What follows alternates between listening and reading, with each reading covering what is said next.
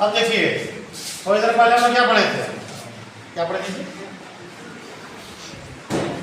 बताओ क्या पढ़े थे, जोर से बोलिए। वास्तविक संख्या पे पढ़े, उसमें क्या पढ़े, एक बार रिवीजन कर देते हैं। परिमेय संख्या पढ़ रहे थे ना, परिमेय संख्या को फिर से रिवीजन कर देते हैं, पिछले वाले से जोड़ देंगे, नहीं तो भूल जाइएगा। परिमेय संख्या पढ़े थे, उसमें p बटा q के रूप में पढ़े थे। परिमेय संख्या ऐसी संख्या को कहते हैं जिसे हम लोग p बटा q के रूप में लिख सकते हैं, जहाँ p और q क्या है, पूर्णांक है ना। ऐसे को प्राइम नंबर्स होता है, ठीक है, को प्राइम नंबर होता है। और क्या है उसमें, q जो है 0 के बराबर नहीं होता। बहुत बढ़िया। अब देखिए यहाँ पर हम लोग बांट देते हैं परिमेय संख्या को, हम लोग लिख सकते हैं कि जितने भिन्न है, भिन्न मतलब फ्रैक्शन 2/3, 4/5, 7/5, देख रहे हैं ना, ये सब क्या है, परिमेय संख्या। क्या है, परिमेय संख्या। 0 के बारे में बताएंगे आपको, 0 क्या है, परिमेय संख्या। अब आए पूर्णांक। पूर्णांक मतलब जिसको संख्या रेखा पे हम लोग दिखाते हैं। नंबर लाइन पढ़े थे क्लास 6 में, 0 था दाहिने तरफ सब प्लस वाला था, बाएं तरफ सब माइनस वाला था। अंकित इधर देख, सब माइनस वाला रखते थे, यानी कि 0, 1, 2, 3, 4, -1, -5, -7, ये सभी क्या हो जाएगा, परिमेय संख्या हो जाएगा। क्या हो जाएगा, परिमेय संख्या हो जाएगा। इसमें भी आप देख रहे होंगे 0 लिखे हैं, 1 लिखे हैं, 2 लिखे हैं, -2, -5 लिखे हैं, यानी सभी ऋणात्मक संख्याएं, 0 सभी धनात्मक संख्याएं क्या हो जाएंगी, परिमेय संख्या हो जाएगी।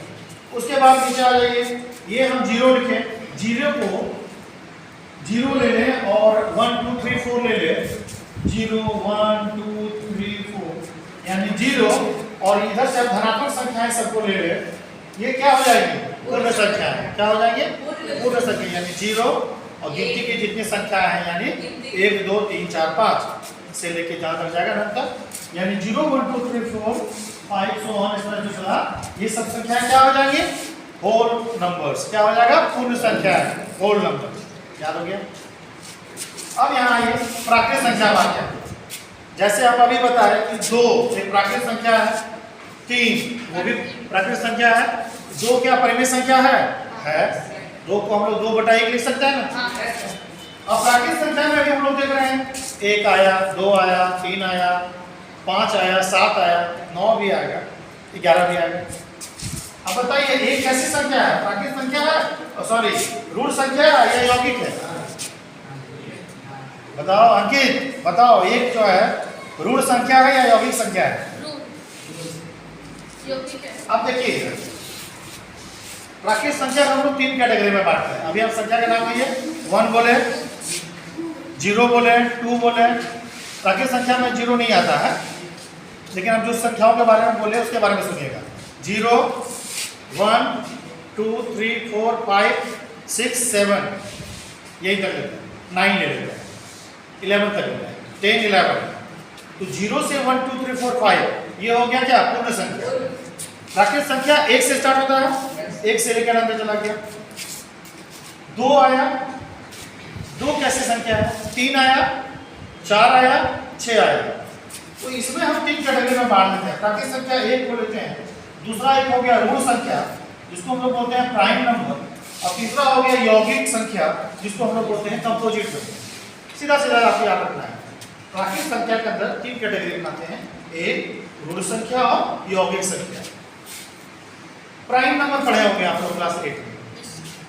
ऋण संख्या बोलते हैं, ऋण संख्या किसे बोलते हैं, जिसका केवल 2 फैक्टर है ना। जैसे 2 क्या है, प्राइम नंबर। 2 किससे विभाजित होगा, किससे भाग लगेगा, 1 से और स्वयं से। ऐसी संख्याओं को ऋण संख्या बोलते हैं। प्राइम नंबर बोलते हैं जिसका केवल 2 फैक्टर हो, जिसका केवल 2 गुणनखंड हो। आप ले एक संख्या एग्जांपल ले लो, 2 ले लो, है ना। 2 किससे भाग लगेगा, 1 से और स्वयं से, सब से। आप और कोई संख्या में 5 ले लीजिए, 1 से और 5 से लगेगा। 3 ले लीजिए, 1 और 3 से ही लगेगा, और किसी संख्या से भाग नहीं लगेगा। ऐसी संख्याओं को जिसके केवल 2 फैक्टर हो उसको क्या बोलेंगे, प्राइम नंबर। याद हो क्या, इसलिए हम यहाँ लिखे हैं 2 फैक्टर्स। प्राइम नंबर मतलब 2 फैक्टर। ऋण संख्या मतलब उसके कितने गुणनखंड होंगे? दो। एक और दो मतलब एक और उसका स्वयं वो नंबर से खुद भाग लगेगा। जैसे 3 से भाग लग गया, 2 से भाग लग गया। अब लेते हैं 4 का कितना फैक्टर है?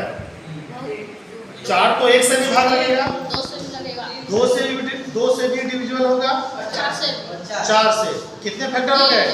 3। मोर देन 2 यानी 2 से अधिक अगर गुणनखंड हो गए, 2 से अधिक गुणनखंड हो गए, फैक्टर्स हो गए, कौन सा हुआ? एक हो गया हमारा 1, दूसरा हो गया हमारा स्वयं खुद वो संख्या, और तीसरा 2 हो गया, है ना? तो ये किसका हो गया? 4 का, ठीक है। 2 से अधिक हो गया ना, तो 2 से अधिक हो जाएगा, कैसा संख्या हो जाएगा? वो कंपोजिट नंबर, जिसको बोलते हैं यौगिक संख्या। क्लियर हो गया? अब एक बार फिर से रिवीजन कर देते हैं, ध्यान से देखिएगा। प्राइम नंबर परिमेय संख्या, जिसको हम लोग P/Q के रूप में लिख सकते हैं। प्राइम नंबर को 2 भाग में बांटे हैं, भिन्न बांट दिए। भिन्न मतलब 2/3, 4/5, 7/5, ये सभी क्या हो जाएंगे? परिमेय संख्या हो जाएगी। पूर्णांक लेते हैं, पूर्णांक में 0, 1, 2, 3, 4, -1, -3, -4 सभी आएगा। अब 0 से 0 ले लें, 1, 2, 3, 4 सभी संख्याओं को एक साथ जोड़ते हैं, एक साथ क्या कहलाता है? पूर्ण संख्या, यानी 0, 1, 2, 3 से लेकर इन्फिनिटी तक इन संख्याओं क्या बोलेंगे? पूर्ण संख्या। अब प्राकृत संख्या लेते हैं, और 0 देखो यहाँ 0 है, 0 क्या हो जाएगा? परिमेय संख्या। -2 परिमेय संख्या, 1 परिमेय संख्या, 2 परिमेय संख्या। सभी पूर्ण संख्याएं क्या होंगी? परिमेय संख्याएं होंगी। सभी पूर्णांक क्या होंगे? परिमेय संख्याएं होंगे। सभी भिन्न क्या होंगे? परिमेय संख्याएं होंगी। समझ में आ गया? अब प्राकृत संख्या लेते हैं, नेचुरल नंबर। आप जानते हैं गिनती वाली संख्याओं को प्राकृत संख्या 1, 2, 3, 4 वाली। अब इसमें भी आ गया, 1 आया, 2 आया, 3 आया, इसमें भी 3 कैटेगरी बांट गया। एक संख्या 1 हो गया, तो 1 ना तो प्राइम नंबर है, ना कंपोजिट नंबर है, ना ऋण है, ना यौगिक है। अब आया प्राइम नंबर। प्राइम नंबर किसको बोलते हैं? ऐसी संख्या जिसके 2 से अधिक गुणनखंड ना हो, मतलब 1 से भाग लगे और स्वयं से भाग लगे, जैसे 2, 3। उसके बाद आया यौगिक, इसके बाद आया यौगिक जिसके 2 से अधिक फैक्टर हो, सीधा सीधा किससे हो? 2 से अधिक फैक्टर हो। जैसे 4 हो गया, 1 से लग रहा है, 2 से लग रहा है, और 4 से लग रहा है, 6 हो गया। 6 के कौन फैक्टर है? 1 और 6, खुद से तो लगेगा ही, और 1 से सब होगा। इसके अलावा कौन सा नंबर हो जाएगा? 2 से 6 डिवाइड हो जाएगा, 3 से भी हो गया। तो मोर देन 2 फैक्टर्स हुए ना, 2 से अधिक फैक्टर हुए, तो क्या हो जाएंगे? Composite number. इसके अलावा आपको कुछ और याद रखना है, इसको आप लोग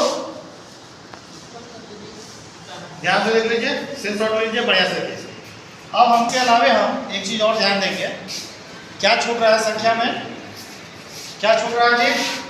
विषम संख्या। क्या छूट रहा है? विषम संख्या। अब बताइए विषम संख्या कौन सा ले लें? एक विषम संख्या के एग्जांपल दो। 1 ले लेते हैं, 3 ले लेते हैं, 5 ले लेते हैं, 7 ले लेते हैं। ये क्या होंगी? परिमेय संख्या। यानी सभी विषम संख्याएं में क्या होंगी? परिमेय संख्या होगी। 1 को 1/1 लिख सकते हैं, 3 को 3/1 लिख सकते हैं, 5 को 5/1 लिख सकते हैं। आया सम संख्या। सम संख्या कहाँ से स्टार्ट होगा? 2, 4, 6। ऐसी संख्याएं क्या होंगी? परिमेय संख्या। सम संख्या तो आप लोग पहचानते हैं ना, ऐसी संख्या जो 2 से पूर्णतः भाग लग जाए, वैसे संख्याओं को सम संख्या बोलते हैं। विषम संख्या किसको बोलते हैं? ऐसी संख्या जो 2 से पूरी तरह से भाग ना लगे। यानी अभी तक हम लोग जो पढ़े परिमेय संख्या के लिए, इसको उदाहरण लेने के बाद अभी तक जो हम लोग पढ़े सभी पूर्णांक, क्या पढ़े? सभी पूर्णांक प्राकृत संख्या है। क्या पढ़े? सभी पूर्णांक प्राकृत संख्या, पूर्ण संख्या, भिन्न हो गया, और क्या बचा? 0 हो गया, और कुछ बचा? सम संख्या, विषम संख्या, और क्या बचा? भाज्य संख्या, अभाज्य संख्या। देखो ये भाज्य मतलब क्या हो गया?